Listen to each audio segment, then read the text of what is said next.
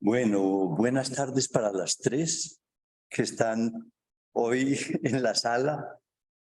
Me alegra mucho poder contar con la presencia de algunas personas al menos, y a quienes están en la sala virtual les doy un cordial saludo, pero también a quienes se unen a nosotros a través de la grabación. Quiero señalarles en primer lugar que hoy será nuestro último encuentro de este año. Haré pues un receso durante el periodo navideño y el de Año Nuevo, y nos volveríamos a encontrar el tercer sábado de enero, es decir, el 21 de enero, en un retorno que espero que sea pues amable para todos. Voy a ver si hoy consigo proponerles algunas ideas que estimulen en ustedes, en cada uno de ustedes, el trabajo que venimos haciendo en torno al uno solo, que, como hemos venido diciendo, es un concepto muy original, en cierto sentido muy abstracto y complejo, pero que espero que la propuesta de examinar esas 12 afirmaciones de Miller que ustedes tienen nos permita aprender de la manera más clara posible este concepto que fue introducido pues por Lacan hacia los años 70.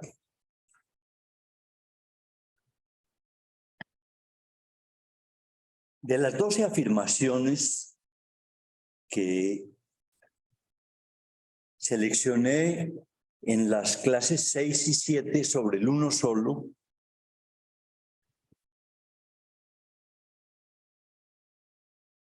hemos examinado hasta la fecha las cuatro primeras de ellas.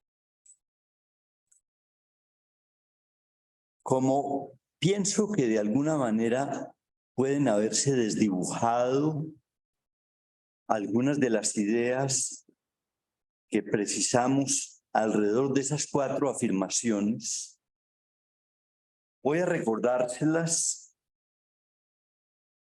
tratando de precisar un poco mejor lo que dijimos en las ocasiones anteriores.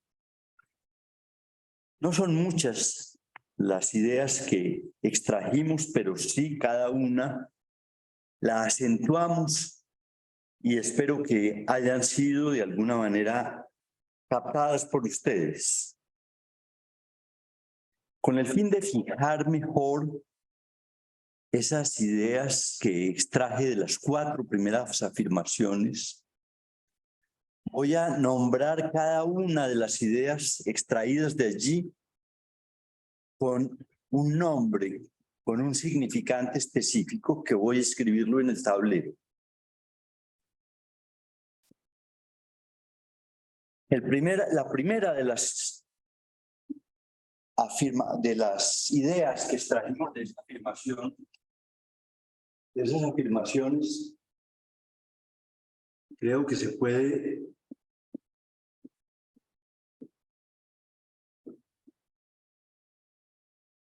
condensar con el término eficaz.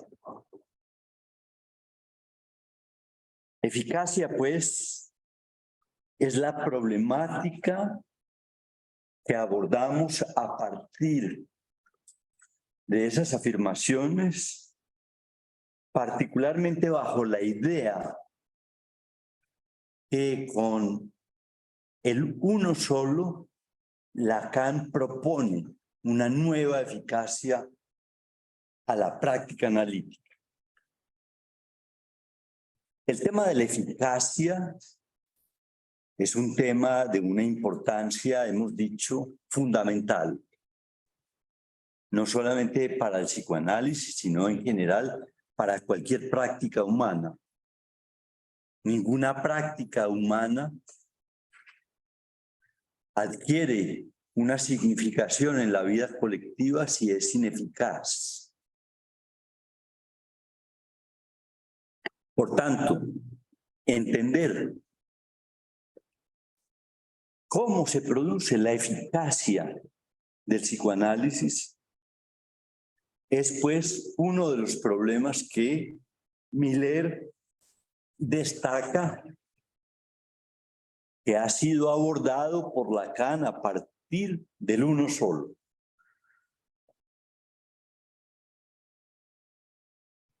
Podemos decir, pues, que se trata de proponer que hay que aislar ese significante que se llama uno solo en un analizante. Y que al aislarlo permite o debe ser posible reconocer cuál es la función que ese significante solo tiene en la subjetividad de un analizante, lo cual debe permitir que el analizante pueda asumir todas las implicaciones que tiene que se halle de una u otra manera regido por ese significante. Podemos decir que reconocer estas ideas es una propuesta audaz, una propuesta categórica y una propuesta firme que realiza Lacan para pensar la eficacia del psicoanálisis. Considero que bastaría pensar en este hecho para reconocer la importancia que tiene el estudio del tema del uno solo. Sin duda, reconocer esa significación del uno solo en una práctica como el psicoanálisis habla que el uno solo es un tema central para Lacan como problema psicoanalítico fundamental. Este fue, pues, el primer gran tema que logramos aislar de las 12 afirmaciones. Quisiera hoy añadir algo a lo dicho cuando hablamos de este tema. En la medida en que no destaqué una idea que se halla en la clase 6, cuando Miller comienza a examinar el problema de la eficacia del uno solo.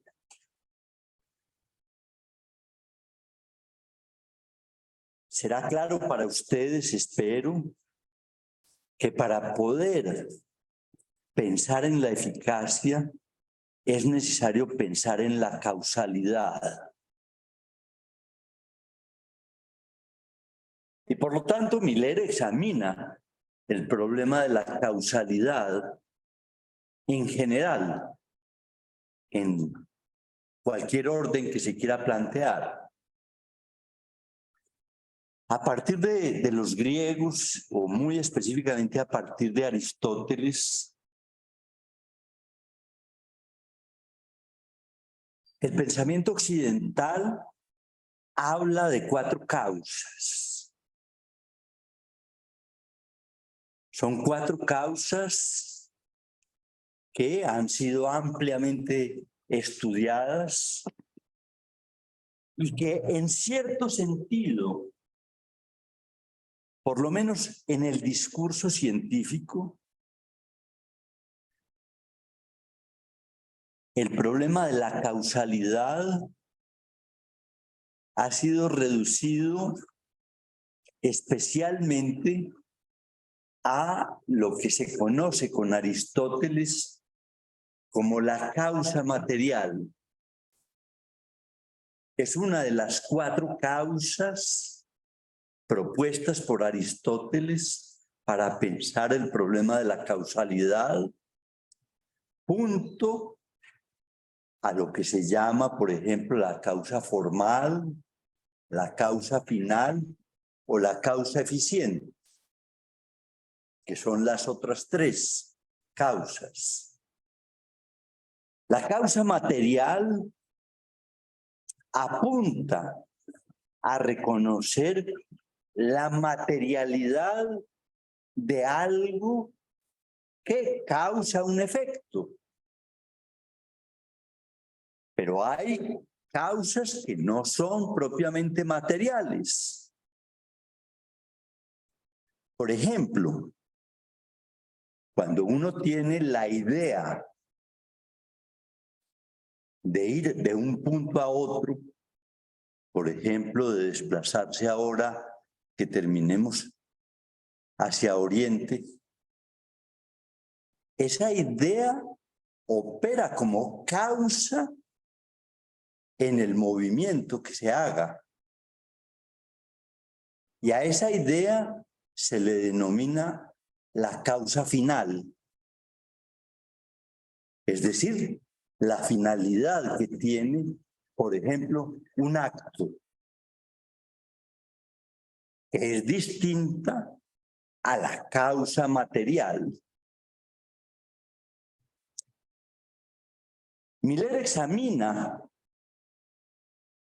en la clase 6, antes de formular la afirmación 1, examina el problema de la causa material para señalar que se habla de una materialidad concreta como causa de la eficacia del psicoanálisis. ¿Podrán aceptar ustedes que no deja de ser muy audaz el considerar que un significante, es decir, el uno solo, se pueda llamar la causa material de la eficacia? Y dijimos que en la medida en que así lo consideráramos, estaríamos ante una nueva forma de eficacia, distinta a lo que en general se planteó desde Levi Strauss como la eficacia simbólica. Esta es una eficacia distinta a la eficacia simbólica, a la eficacia que estudió Levi Strauss, por ejemplo, en la magia. Levi Strauss, por ejemplo, examinó cómo un chamán curaba una enfermedad y mostró, por ejemplo, que a través de un examen muy preciso del trabajo de un chamán en una comunidad del norte de los Estados Unidos o del Canadá, que por ejemplo un chamán que tenía un gran prestigio en las comunidades indígenas porque curaba muchas enfermedades, lo hacía de una manera muy original y era a través de extraer la enfermedad de su boca. Este chamán, por ejemplo, se metía un plumón en su boca antes de iniciar su rito, una pluma, y en el momento del rito se mordía la lengua. Y en un momento determinado sacaba el plumón sangrentado y decía que ahí estaba la causa de la enfermedad. Y muchos enfermos se curaban a través de ese rito, en la creencia, podríamos decir, de que en efecto era así. Que esa era la causa de la enfermedad, la que había sido atrapada por el chamán a través de ese plumón. Levi Strauss llamó a esto la eficacia simbólica de la magia.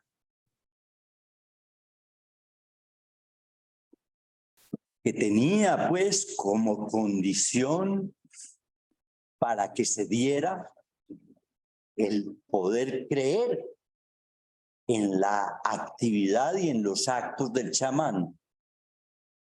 Dicho de otra manera, que un enfermo que no perteneciera a esa cultura, ante una enfermedad y ante la acción del chamán que se llamaba Quesalid, no se curaba. Tal vez uno de nosotros, si nos enfermáramos y llamáramos a Quesalid y lo viéramos hacer eso, probablemente nos quedaríamos un poco perplejos y seguiríamos enfermos. No así los enfermos de esas comunidades.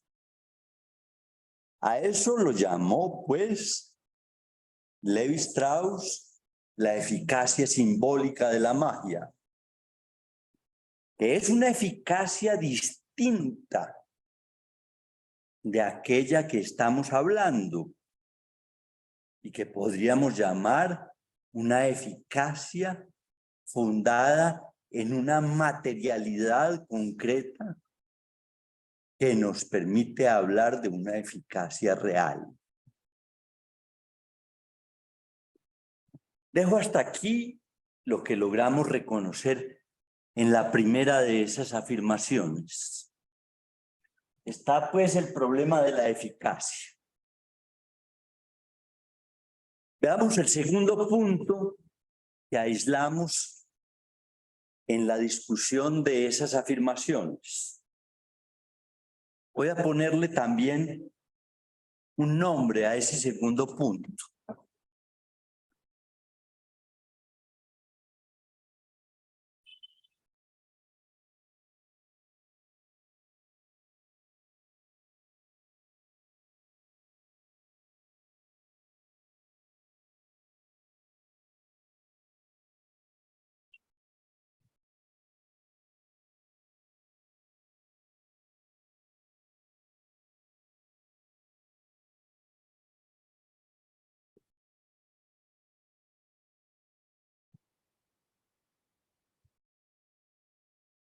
Miller subraya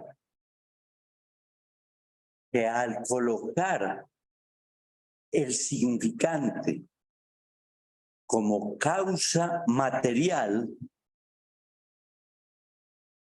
de la eficacia del psicoanálisis, se le da un nuevo estatuto al significante. Ese nuevo estatuto es considerar que no todo significante es simbólico, como había sido desarrollado por Lacan en lo que conocemos como su primera enseñanza. Al punto que afirmamos, o muchas personas aún así lo creen, que lo simbólico implica siempre la presencia del significante.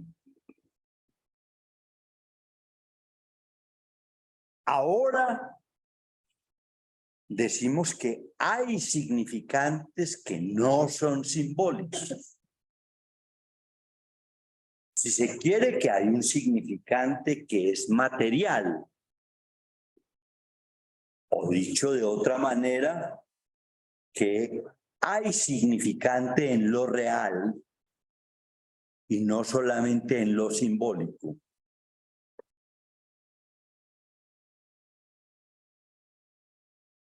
Esto redefine muchas cosas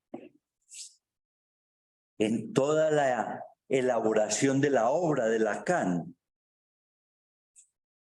Hablar de un nuevo estatuto del significante.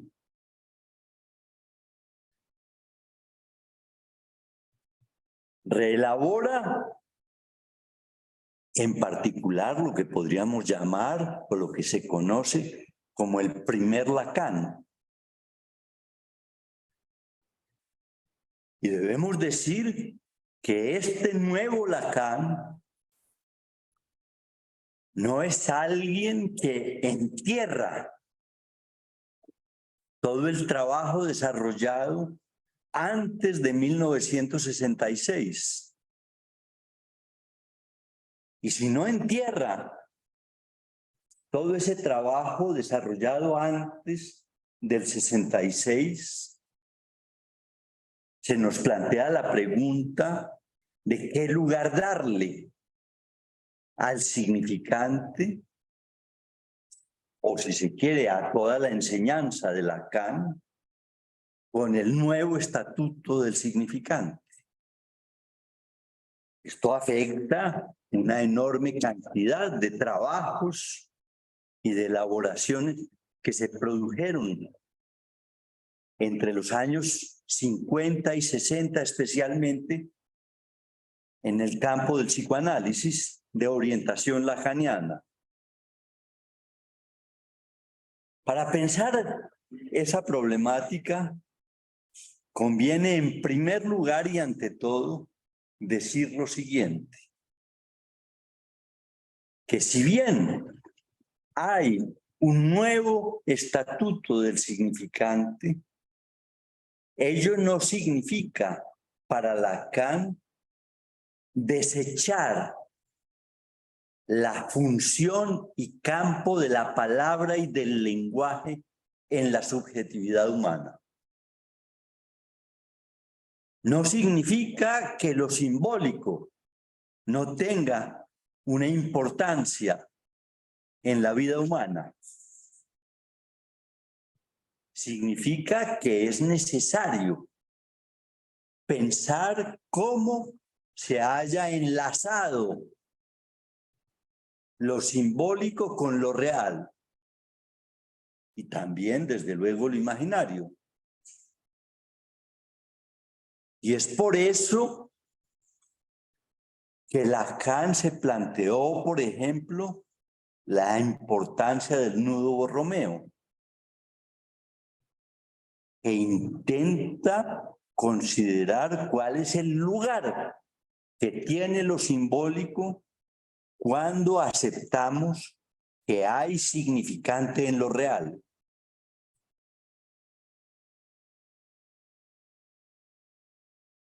Esto lo podríamos reconocer, por ejemplo, en afirmaciones de este tipo también.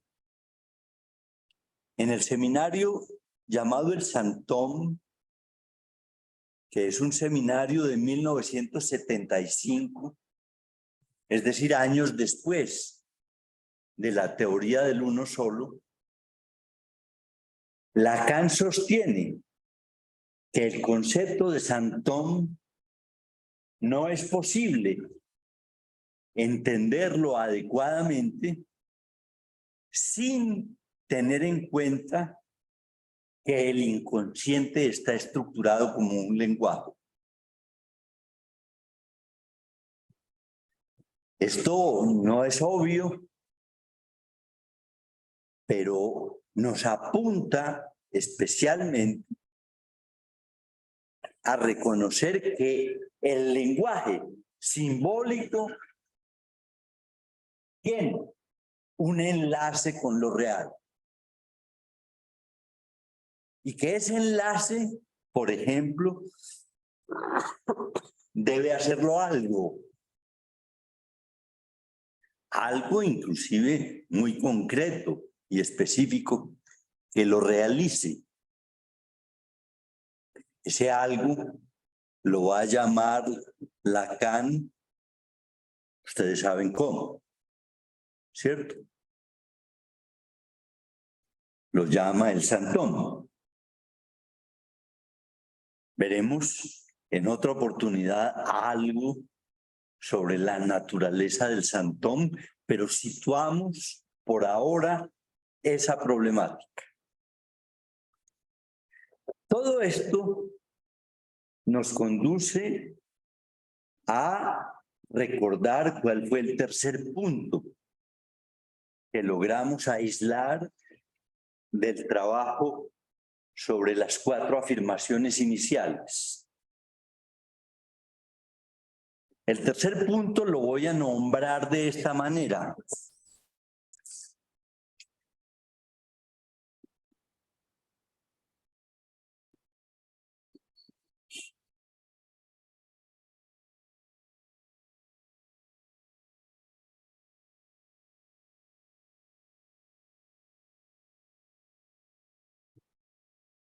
Una pregunta crucial.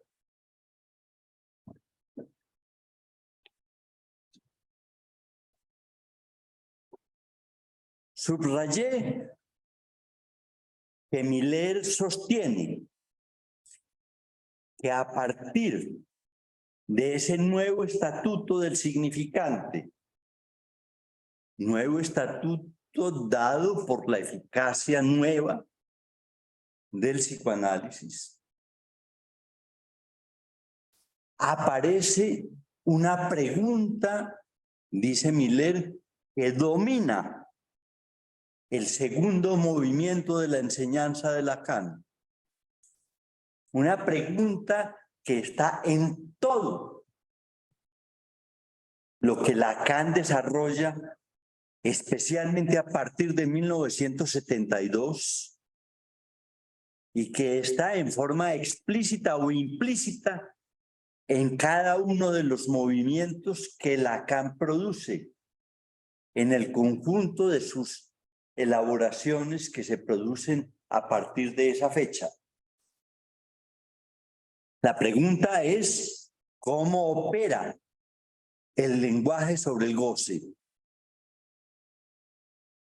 Es una pregunta, pues, que subyace en forma completa en el conjunto de los trabajos que Miller, que Lacan realiza a partir de ese momento. ¿Cómo opera el lenguaje sobre el goce? Es una pregunta compleja y difícil que nos podría conducir a considerar el concepto de goce, por ejemplo, o por qué es el goce aquello que se busca afectar en la práctica analítica, y cómo es que el goce que se busca afectar, no censurar, no reprimir, no desplazar, sino, por ahora digámoslo así, afectar con el lenguaje,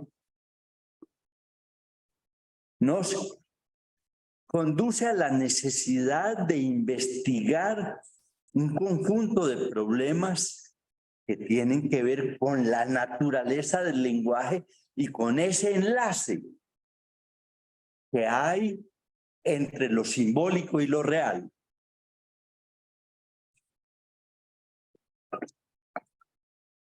Consideremos un poco este punto a través de un ejemplo de otras disciplinas que nos puede hacer avanzar la comprensión del problema que implica esa nueva pregunta.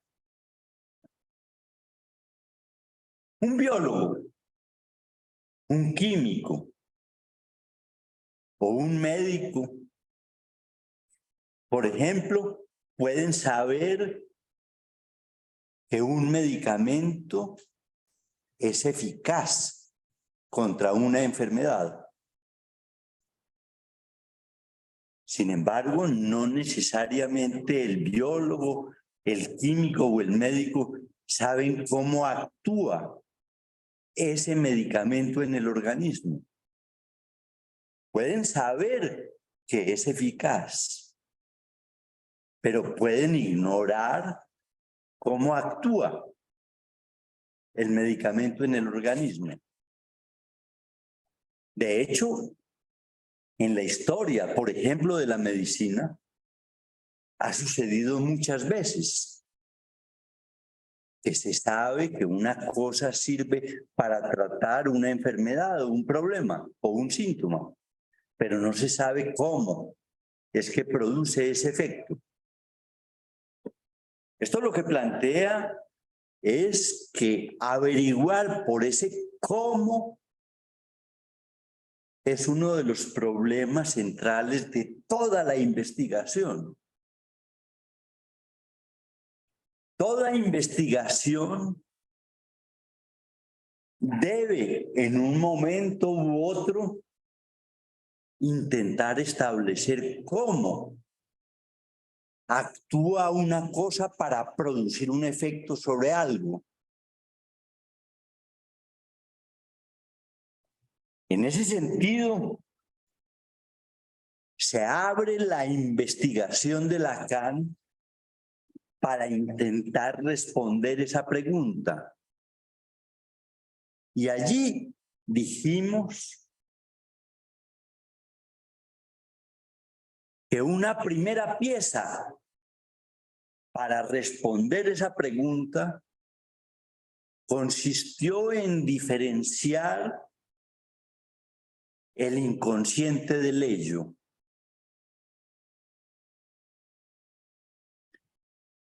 Que podríamos decir, con el ejemplo del antibiótico,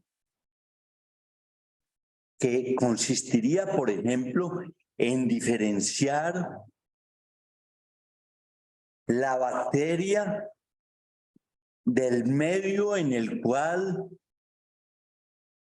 la bacteria consigue adquirir una proliferación.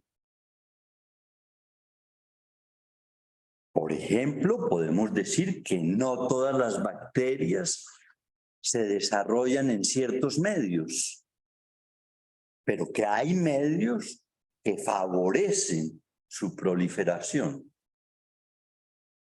Poder entender ese punto implica diferenciar la bacteria del medio.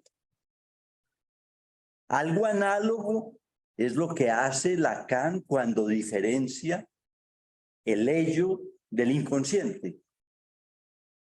Diferencia dos campos que son radicalmente distintos y con ello hace avanzar la comprensión de la pregunta sobre cómo el lenguaje opera sobre el goce. Podría decirse, por ejemplo, de que esa diferenciación se produce a partir de la base de considerar buena parte de lo simbólico en el inconsciente y buena parte de lo real en el ello. O si se quiere, considerar que el lenguaje o lo simbólico es distinto del goce. En principio, sabemos que están articulados.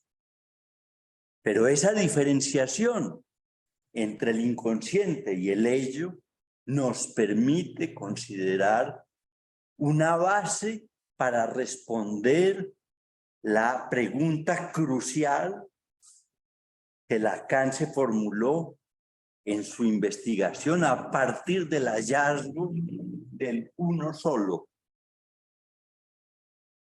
Y recordarán que mencioné un conjunto de innovaciones que se produjeron en Lacan a partir de la idea de responder cómo el lenguaje actúa sobre el goce. Esas innovaciones que señalamos aparentemente son muy distintas de la problemática de la relación del significante con el goce. Pero se las menciono para que avancen en la comprensión de cada una de esas innovaciones que Lacan propuso en la segunda enseñanza de su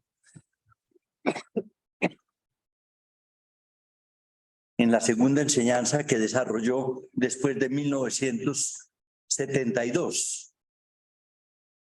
Allí, por ejemplo, podemos decir que una de las innovaciones que hay es la idea de que existen 4 discursos. Esa innovación está definida para pensar ante todo cómo el lenguaje opera sobre el goce. O, por ejemplo, cuando Lacan formula lo que se llamó la sexuación, es para pensar cómo el lenguaje opera sobre el goce. Y entonces consideró unas fórmulas para la sexuación. Hoy podemos ver eso de una manera muy clara y categórica. Por ejemplo, a través del movimiento llamado trans. Podríamos preguntarnos, por ejemplo, ¿por qué surgen en nuestro tiempo tantas personas, especialmente jóvenes, que quieren cambiar de sexo, que son trans? Y sin que vamos a explorar ese problema ahora, podríamos decir que es porque hay un discurso que de alguna manera anuncia nuevas formas del goce. Es decir, que el goce masculino no está restringido a quien nació con un pene, ni que el goce femenino está restringido a quien tiene una vagina. Y en ese sentido podríamos decir que es el lenguaje sobre la sexualidad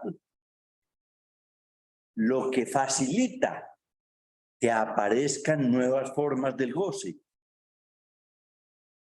Por lo tanto, estudiar las formas de la sexuación debe permitir entender mejor cómo es que el lenguaje opera sobre el goce. O si pensamos, por ejemplo,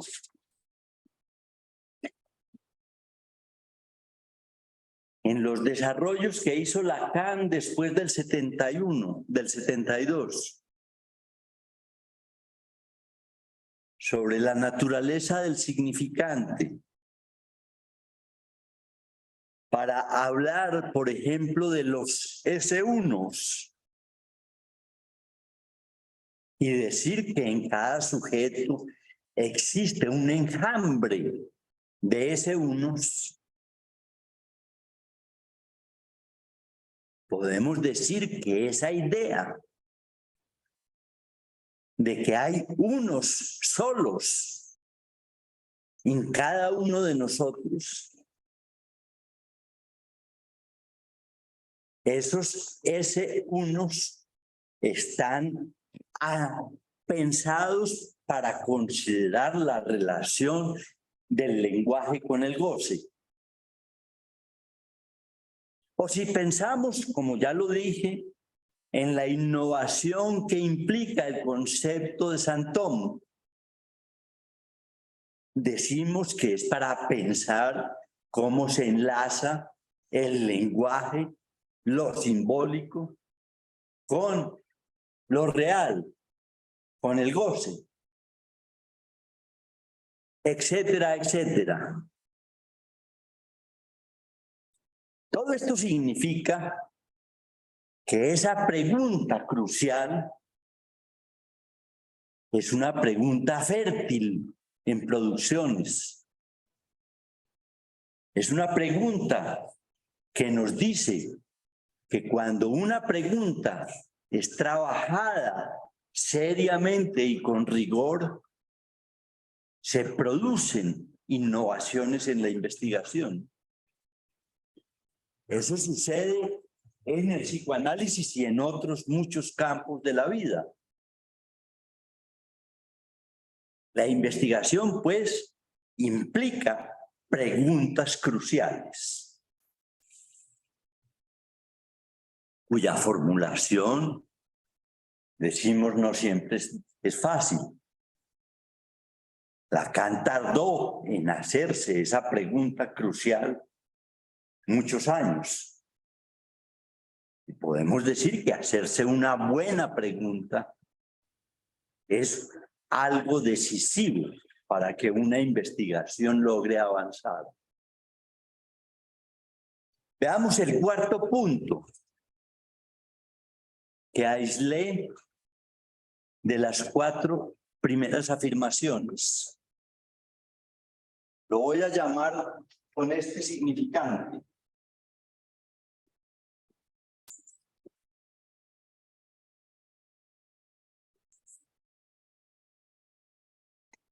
Existencia.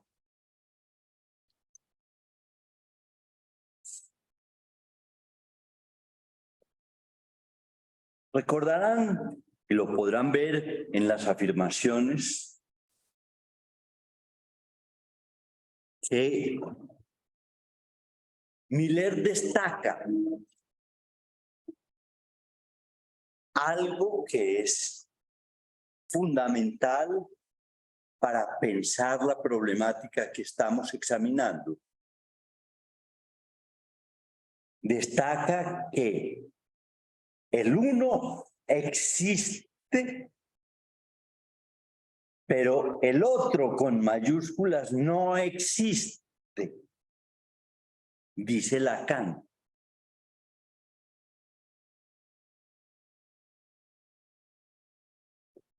Esa oposición entre lo que existe y no existe nos obliga, dijimos, a considerar qué entendemos por la existencia. Y dijimos que el concepto de existencia tiene usos distintos en el pensamiento humano. Por ejemplo, dijimos que el existencialismo hace un uso del concepto de existencia que no es el uso que hace Lacan, que los existencialistas contemporáneos de Lacan hablaban de la existencia para hablar de cómo viven los humanos su presencia en el mundo. Por lo tanto, que la existencia de los existencialistas no es la misma de Lacan, que alude no a cómo se vive la existencia, sino, para decirlo sumariamente, a lo real, a lo existente, tenga que ver con los humanos o no. Un cráter en Marte podríamos decir que habla de algo existente, que le podemos atribuir la categoría de existente que Lacan utiliza. Así, alguien o muchos no tengan idea ni de que existe ese cráter o cómo se produjo. Probablemente ninguno de nosotros tengamos idea sobre la naturaleza de los cráteres de Marte, lo cual no nos impide pensar en su existencia. La existencia, pues, alude particularmente en Lacan a lo que llamamos la existencia material, a la existencia, si se quiere, real, de algo, y ese uso del concepto de existencia está destinado a enriquecer la comprensión, por ejemplo, de lo que podemos designar globalmente con la expresión los tres registros de Lacan. Es decir, lo real, lo simbólico y lo imaginario quedan de alguna manera enriquecidos con el concepto de existencia.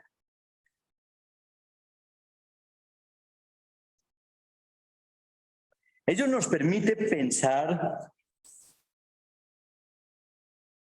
por qué, y esto lo digo especialmente para quienes hayan tenido la curiosidad de avanzar en la lectura del curso de Miller del Serial 1. ¿Por qué en ese curso hay un desarrollo tan amplio del concepto de existencia? Es decir, de un concepto que nos debe ayudar a pensar qué es lo real, para pensar con él el uno solo.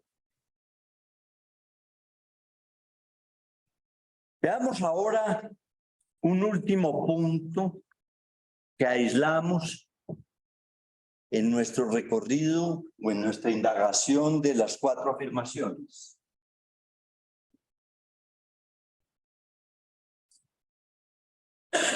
Voy a poner en el tablero cómo designo el quinto punto, que es, si se quiere, algo obvio, pero que conviene nombrarlo a mi juicio de esta manera. S1.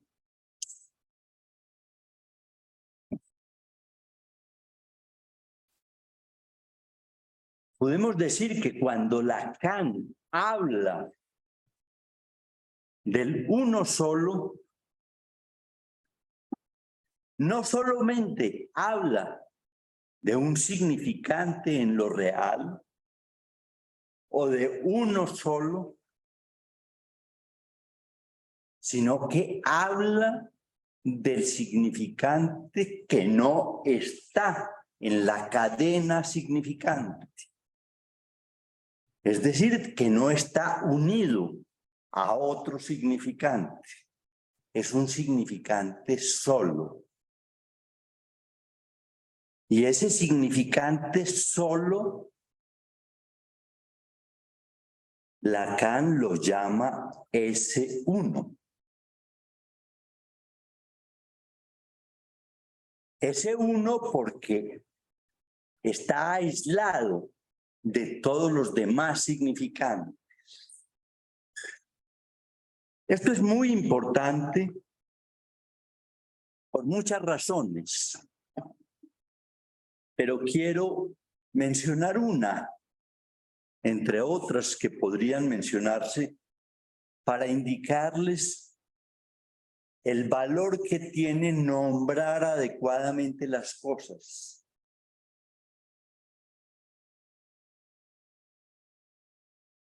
En los medios lacanianos, por ejemplo, se habla hoy mucho del uno solo, pero he observado con extrañeza de que muchos evitan nombrar el uno solo como el S1. Creo que lo hacen por una razón que tal vez ustedes puedan sospechar, y es porque siguen creyendo que el significante pertenece al campo de lo simbólico y que no hay significante en lo real. Por lo tanto, decir que el uno solo se puede nombrar como el S1, el uno solo como el S1, es destacar que hay significante en lo real, que es una proposición. Es lo que estoy tratando de que ustedes tomen conciencia con estos 5 puntos que he destacado, que es una proposición de una audacia conceptual gigantesca.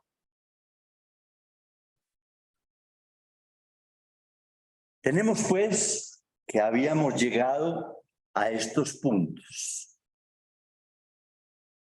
Creo que podemos pasar ahora al examen de las 8 afirmaciones restantes. Voy a permitirme leerlas en primer lugar.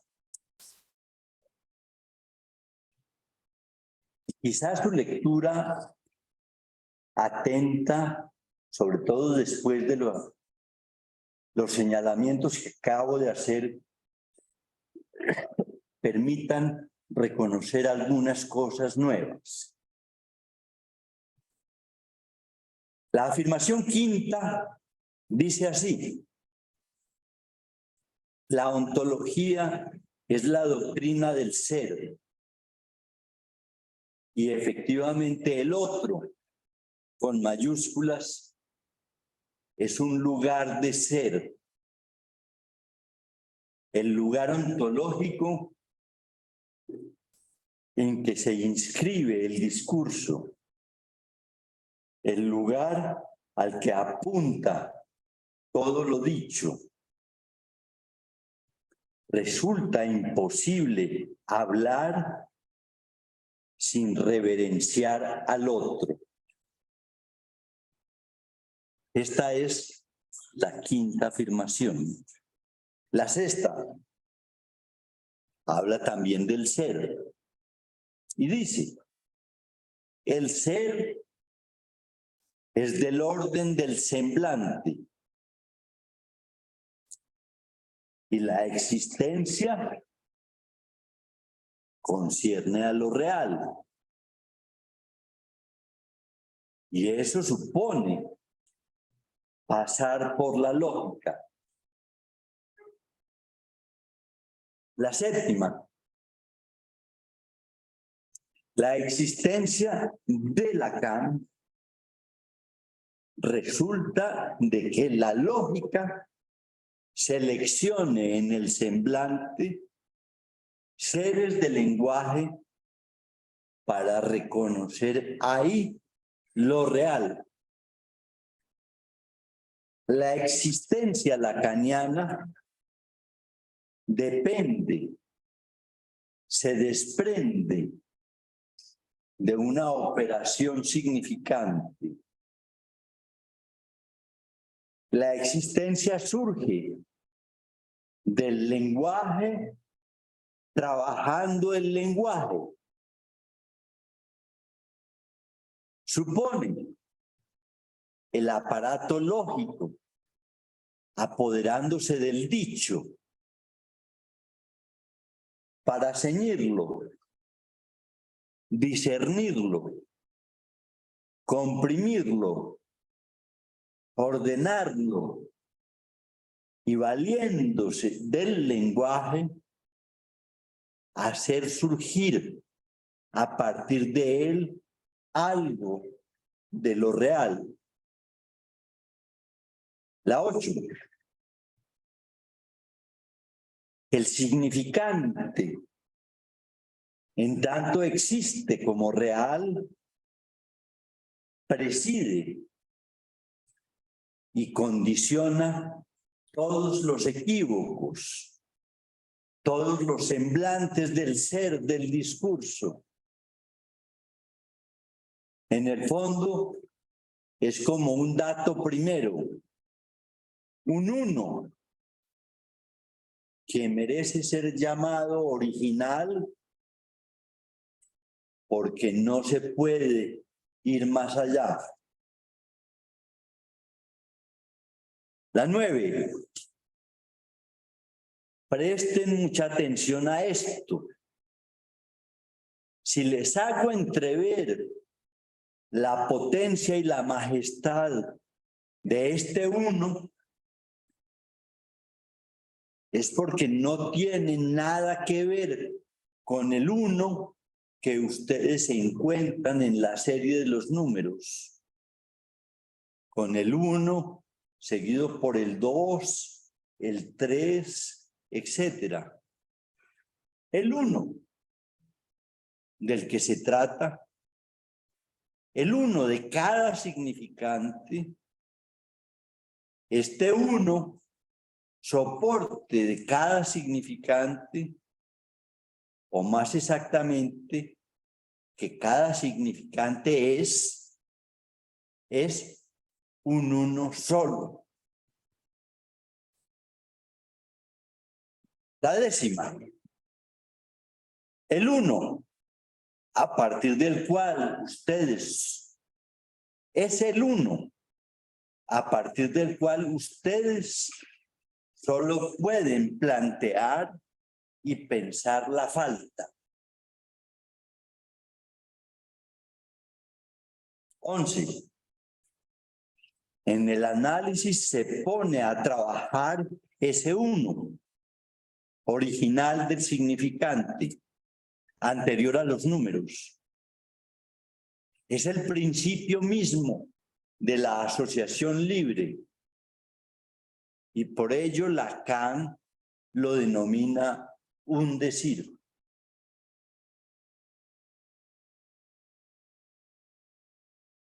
La última afirmación dice así: del uno es aquello de lo cual procede la ciencia, aquello que considera presente en lo real, modelado y manipulado por ella.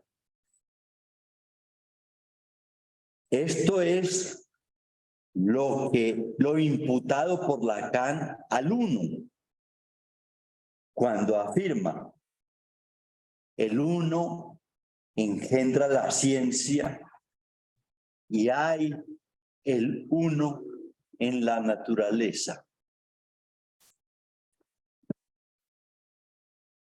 Tenemos pues un menú complejo, pero estimo que a pesar de las sonrisas de los presentes, o quizás de todos los que están siguiendo esta exposición, tengo la convicción, no creo ser del todo ingenuo en eso, de que algo ustedes captan de ese menú complejo. Voy a referirme a eso. En esas 8 afirmaciones que acabo de leer, podrán ustedes ver que se habla de la ontología, se habla de la lógica,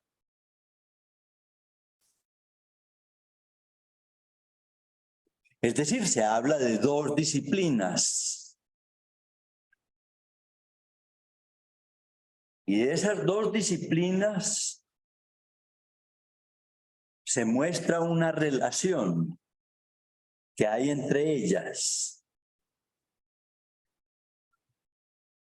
para buscar un objetivo, y es buscar lo existente. Es decir, que se habla nuevamente de la existencia. Y ese existente en especial que se logra extraer desde la ontología a través de la lógica, se logra reconocer ese existente en lo que Lacan llama el uno solo. Y se precisa que ese uno solo es diferente del uno de los números. Y se señala que es cuando se tiene el uno en cada uno de nosotros que podemos saber que algo falta. Algo falta. Todos sabemos de la falta. Y sabemos que eso nos inquietó desde muy pequeños, cuando notamos que algo falta en el cuerpo mío o en el del otro. Y que la falta solamente es posible pensarla cuando se da el uno, en uno, en cada uno. Y se señala que es con ese uno que se produce la asociación libre. Y finalmente se señala que es de ese uno de donde procede la ciencia. Creo que si logro decir esto así, sin creer que estoy hablando chino para ustedes, es porque estoy convencido de que ustedes comprenden algo de esto que estoy diciendo. Es decir, que hay una disciplina que se llama la ontología y que vamos a tratar de ver en qué consiste. Que el trabajo sobre esa disciplina se hace particularmente a través de la lógica. Y que eso nos permite, de alguna manera, llegar a saber que algo existe. Y que ese algo que existe nos habla de la importancia de reconocer el uno solo. Y que el uno solo permite hablar de la falta, que es distinto, ese uno del número uno, etcétera, etcétera. Insisto, no creo que esto les resulte tan ajeno a su comprensión. ¿Cierto? Muy bien.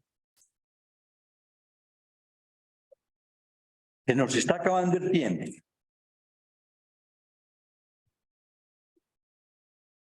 Y tenía la intención de hablarles de 12 afirmaciones. Pero ya lo he hecho en parte, ¿cierto? Ya que podemos hablar al menos de una. O al menos de una parte de una. De las 5, por ejemplo. Dice la 5, que la ontología es la doctrina del ser. Eso nos obliga a pensar qué entendemos por el ser, que parece una categoría casi que imposible para muchos de entender. Sin embargo, les invito a que piensen en lo que dicen. Por ejemplo, ustedes dicen, esta mesa es azul.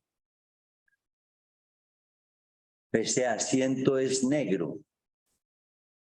Cuando dicen que es, dicen algo del ser de esa cosa. Es decir, que todo lo que decimos del ser, todo lo que decimos como que algo es hablar del ser. Por ejemplo, cuando digo yo soy un hombre, estoy hablando de mi ser. O si digo, yo soy psicoanalista, estoy hablando algo de mi ser, etcétera, etcétera. Es decir, podemos decir que cuando hablamos, hacemos algo que podríamos llamar una ontología espontánea, porque hablamos del ser de todo lo que vemos. Es decir, que no podemos parar, si se quiere, de hacer ontología permanentemente. Que cuando salimos a la calle y decimos, voy a coger un carro, no un bus, estoy haciendo algo que podríamos llamar una ontología, porque estoy reconociendo el ser de un carro que se diferencia del ser de un bus, etcétera, etcétera. Si se quiere, en principio, y por extraño que parezca, el concepto de ser no es un concepto tan inasible. La ontología, pues, es la doctrina del ser, dice Millet. Y asocia esa ontología con categorías lacanianas. ¿Con cuáles? Yo creo que Liliana las ve. Por ejemplo, con la categoría del otro. Usted tiene las afirmaciones, ¿cierto? Por ejemplo, con la categoría del otro. O con la categoría de discurso. O con la categoría de lo dicho. El dicho. Eso que oímos, por ejemplo, que decimos en un análisis y que a veces el analista destaca. Por ejemplo, cuando le repite a un analizante algo que ha dicho. El dicho es una categoría que nos permite aislar algo de la estructura subjetiva que tiene que ver con el ser, pero que al extraerlo en forma lógica, podemos decir que lo extraemos de la ontología de ese sujeto para colocarlo en el campo de lo existente. Decimos, pues, que la ontología es la doctrina del ser que debemos entender, propone Millet, con las categorías lacanianas, por ejemplo, del gran otro, del discurso o del dicho. Es eso lo que dice la quinta afirmación. Ahora, esa definición de la ontología como doctrina del ser es una definición Permítanme que se los señale, que seguramente ustedes, los asistentes, de una u otra manera tal vez lo sepan. Es una definición que sin duda está inspirada en Heidegger. Heidegger se dedicó a trabajar el problema del ser y definió que la ontología era la doctrina del ser, la cual opuso la ontología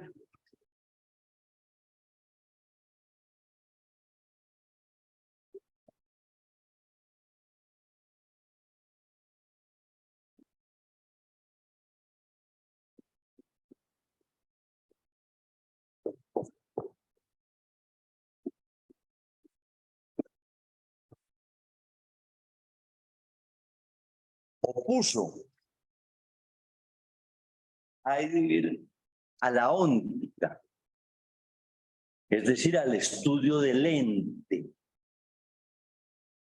o si se quiere, al estudio de lo óntico.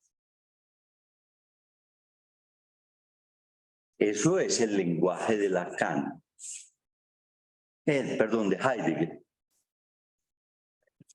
Que Miller intenta precisar de la siguiente manera: si existe una doctrina del ser, existe una doctrina de lo óntico. Y esa doctrina de lo óntico, dice Miller en su curso, en la clase 6, la podemos llamar con los griegos, no con Heidegger la óntica, sino que él dice que la podemos llamar la enología o doctrina del uno.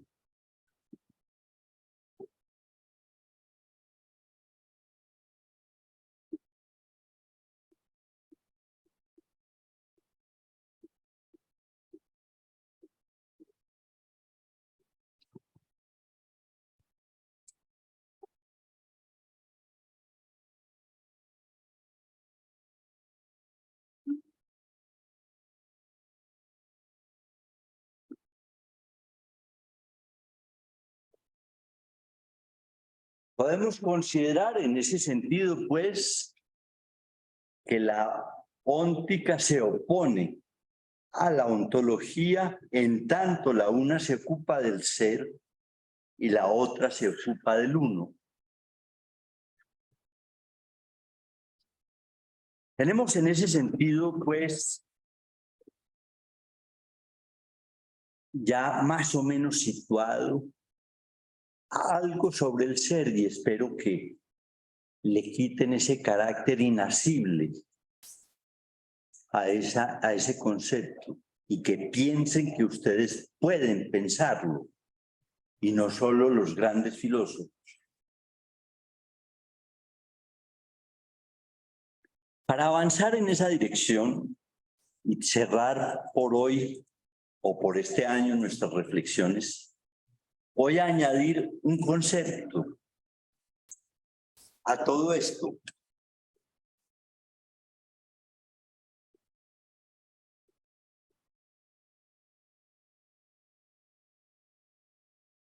Y es el concepto de lo singular. El uno apunta a reconocer la singularidad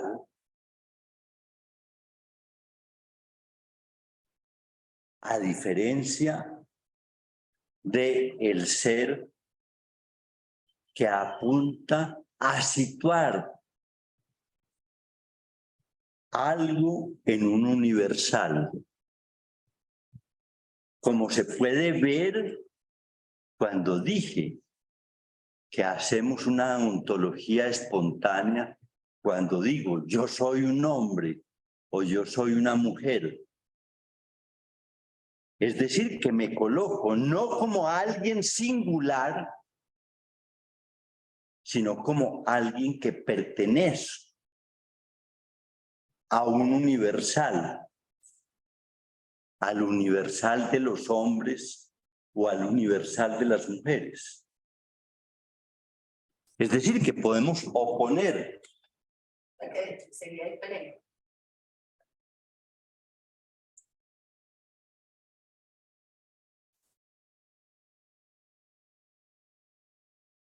Podemos oponer lo singular a lo universal, entendiendo por lo universal el conjunto que se forma por un conjunto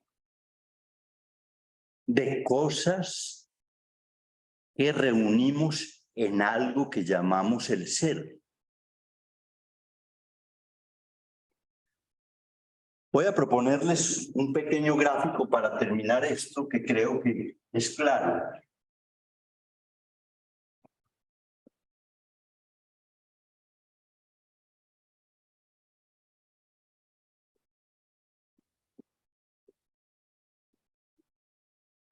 Esto es un universal. Por ejemplo, el universal llamado mujer, en donde existen muchos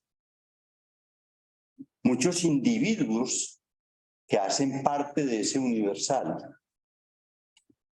Aquí podemos encontrar lo universal.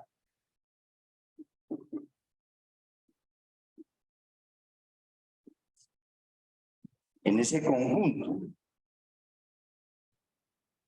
Cada parte que hace parte del conjunto del universal se designa en términos de lógica de una manera específica, que se llama lo particular.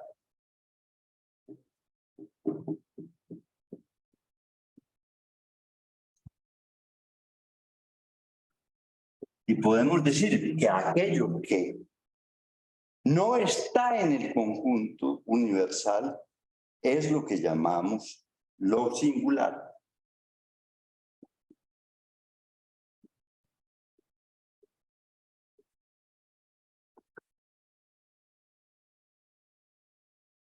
Por ejemplo,